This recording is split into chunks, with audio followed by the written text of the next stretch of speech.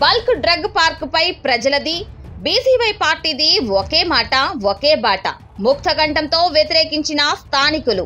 100 రోజుల్లో నివేదిక తయారు చేస్తామన్న ప్రభుత్వం, అయినా నిరసన ఆపేది లేదన్న ప్రజలు. చేతులెత్తేసి వెనుదిరిగిన కలెక్టర్. నక్కపల్లి మండలం రాజయ్యపేట దశాదిశ మార్చే ప్రాజెక్ట్ అని ప్రభుత్వం ఊదరగొట్టింది.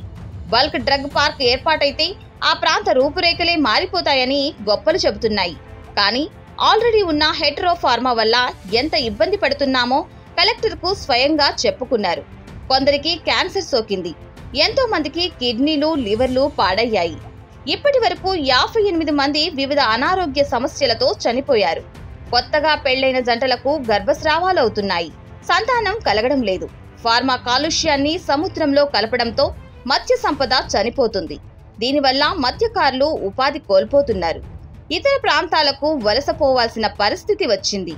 బీసీవై పార్టీ అధ్యక్షుడు బోడే రామచంద్ర యాదవ్ కూడా ఇదే విషయాలను ప్రభుత్వం ముందుంచారు. ఫార్మా కంపెనీల వల్ల జరుగుతున్న నష్టాలను ప్రజలకు వివరించి చైతన్యవంతులను చేశారు. ఒక్క హెటిరో వల్లే ఇన్ని సమస్యలు వస్తే ఇక బల్క్ డ్రగ్ పార్క్ ఏర్పాటు చేస్తే ఇంకెంత మోసపడతామోనంటూ కలెక్టర్ ముందే స్థానికులు ఏకరవు పెట్టడం వెనుక బీసీవై పార్టీ పోరాటమూ ఉంది.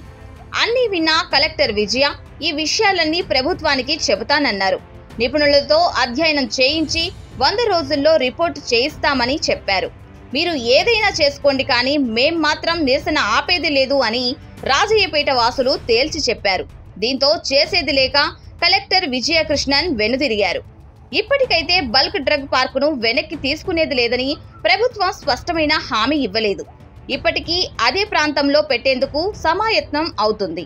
ప్రభుత్వం నుంచి నిర్దిష్టమైన ప్రకటన వస్తే తప్ప పోరాటాన్ని ఆపేది లేదని హెచ్చరిస్తున్నారు బీసీవై పార్టీ అధినేత బోడే రామచంద్ర యాదవ్.